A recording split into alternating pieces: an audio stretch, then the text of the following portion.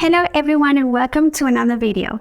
This video is going to be in Spanglish because we're going to compare conditional sentences in English and in Spanish. There are 6 types of conditionals, but in this video, we're only going to focus on 4 of them. Zero conditional, first, second, and third. Let's get started. First, let's talk about the zero conditional. This is the conditional that we use to talk about facts, scientific laws, and things that are always true.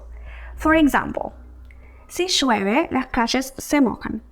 If it rains, the streets get wet. Let's analyze what happens here in terms of grammar. In Spanish, we use the simple present in both clauses, in both parts of the sentence. Si llueve, las calles se mojan. Present, present. What happens in English? If it rains, the streets get wet. Exactly the same. We use the simple present in both parts of the sentence. Rains and get wet. Let's have a look at another example. Si haces clic en el botón guardar, el archivo se guarda automáticamente. Si haces clic, simple present, se guarda, simple present. If you click on the save button, the file is saved automatically. The same. Simple present and simple present. Moving on, we have the first conditional. This is the conditional that we use to talk about real or hypothetical situations in the future. For example, si terminas el proyecto a tiempo, recibirás un bono. If you finish the project on time, you will get a bonus. So you still have time to finish the project, so you will probably get that bonus. What happens in terms of grammar? Si terminas el proyecto a tiempo, terminas, that's a simple present, recibirás o vas a recibir un bono, the future. So we have a simple present and simple future. What happens in English? If you finish the project on time, you will get a bonus. The same. We have a simple present on the first part of the clause and the simple future on the second part of the clause. Something to take into account is that you can change the positions of the clauses and say, for example, you will get a bonus if you finish the project on time. You don't always need to start with if. Anyway, let's see another example. Si actualizas tu software, tu computadora funcionará más rápido. If you update your software, your computer will run faster. So, simple present on one side of the sentence, simple future on the other side. Next up, we have the second conditional. The second conditional is the one that we use to talk about imaginary or hypothetical situations in the present or in the future. For example, si tuviera más tiempo, aprendería a programar. If I had more time, I would learn how to code. I don't have more time, so the chances of me learning to code are very slim. That's why we say we talk about imaginary or hypothetical situations. So what happens in terms of grammar? And this is where it gets confusing. Let's look at this example again. Si tuviera más tiempo, aprendería a programar. If I had more time, I would learn how to code. Now, why do I say this can be confusing for Spanish speakers? Because in Spanish we say si tuviera, and in English we say if I had. And many people think, oh, if I had. Had is the past of have. So, si yo tuve más tiempo, si yo tuve más tiempo, no tiene mucho sentido. Y es cierto, no tiene sentido. Porque no es si yo tuve, es si yo tuviera. ¿Por qué? Okay, let's analyze this. Let's go to the dictionary, conjugation dictionary, and let's look for tuviera. Tuviera is here. In Spanish, we have 2 ways of saying the same thing. Tuviera o tuviese is a pretérito imperfecto. So it's the past in the subjunctive mood. Tuviera. So in English, how do we say this? So we have the subjunctive mood here in English, and the past is had, which looks exactly the same as the simple past, but it's not. So it looks exactly the same, but they are 2 different words. So this is tuve o tenía, and this is tuviera o tuviese, even though they look exactly the same. So, si tuviera más tiempo, if I had more time. Another example. Si supiera programar, podría crear mi propio sitio web. If I knew how to code, I could create my own website. It looks like the simple past in the indicative mood, like the normal, let's say, simple past, but in the past in the subjunctive mode. So it's not si yo supe o si yo sabía, es si yo supiera. Last but not least is the third conditional.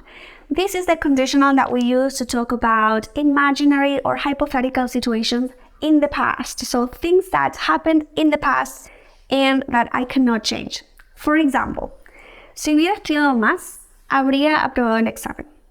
If I had studied harder, I would have passed the exam. This means that I didn't study harder, so I didn't pass the exam, and I cannot change that. Now, what happens in terms of grammar? Let's compare both languages. Si hubiera estudiado más, what tense are we using there? Please don't get scared of the terminology I'm going to use here. In Spanish, we use el pluscuamperfecto del subjuntivo, hubiera estudiado. And in English, the equivalent is had studied. What happens in the second part of the sentence? Habría aprobado el examen. Habría aprobado. There we use a modal verb, which is haber in Spanish. That's a modal verb. Habría aprobado. And in English, we do the same. We use a modal verb and then a participle, the same as in Spanish. But the difference is that in English, we have more options when it comes to modals. We can say would have passed, could have passed, might have passed. So we have more options. Let's have a look at another example. Si hubiera sabido sobre ese software antes, habría ahorrado mucho tiempo. If I had known about that software before, I could have saved a lot of time. Let's do a quick recap.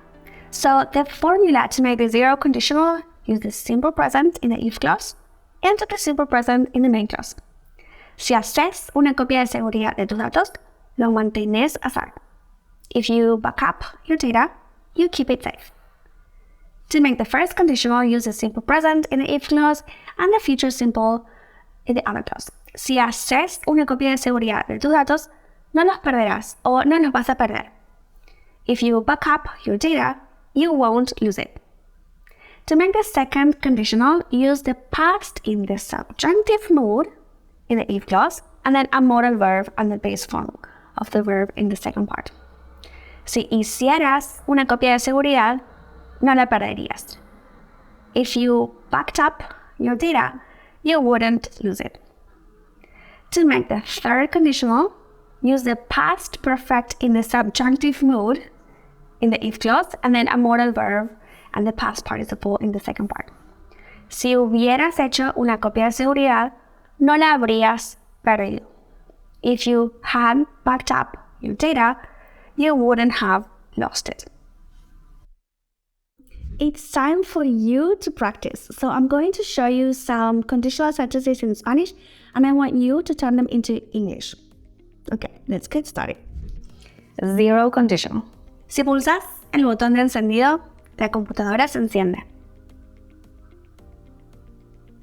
If you press the power button, the computer turns on. Si se pierde la conexión a internet, la videollamada se desconecta.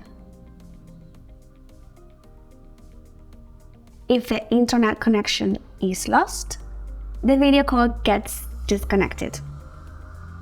First conditional. Si actualizas el sistema operativo, la computadora funcionará mejor. If you update the operating system, your computer will run smoother. Si el servidor se bloquea, perderemos todos los datos. If the server crashes, we will lose all of the data. Second conditional. Si tuviera más experiencia en programación, podría desarrollar una aplicación mejor. If I had more coding experience, I could develop a better app. Si pudiéramos automatizar este proceso, ahorraríamos mucho tiempo. If we could automate this process, we might or we could save a lot of time. Third conditional. Si el equipo hubiera probado el software más a fondo, los fallos se habrían detectado antes. If the team had tested the software more thoroughly, the bugs would have been caught earlier. Si hubiéramos contratado a más desarrolladores, podríamos haber terminado el proyecto a tiempo. If we had hired more developers, we might have finished the project on time.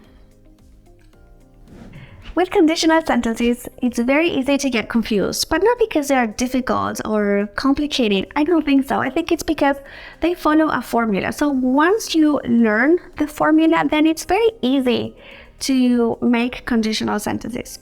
I hope this video has been useful, that you now understand the formulas, and that next time you want to make conditional sentences, you feel confident to do so. Thank you for staying till the end, and see you next time. Bye!